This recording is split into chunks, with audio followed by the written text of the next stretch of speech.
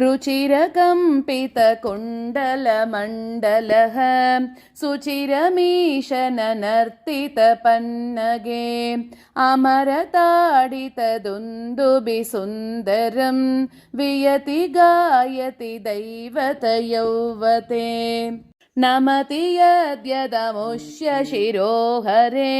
परिविहाय तदुन्नतमुन्नतं परिमथन् पदपङ्करुहाचिरं व्यहरताः करतालमनोहरम् त्वदवभग्नविभुग्नपनागने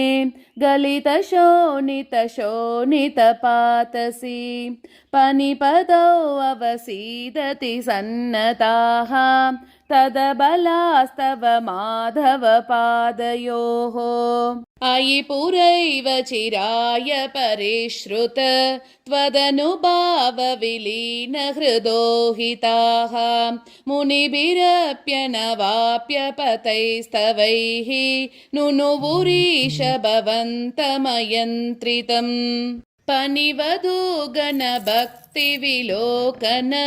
प्रविकसत्करुणाकुलचेतसां पनिपतिर्भवताच्युतजीवितः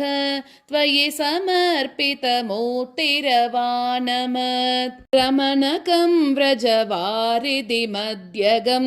पनिरिपूर्णकरोति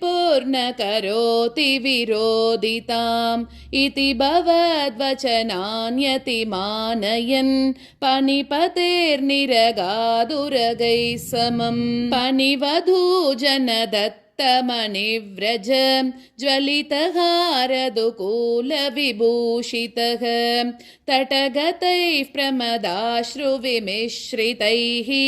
समगता स्वजनैर्दिवसावधौ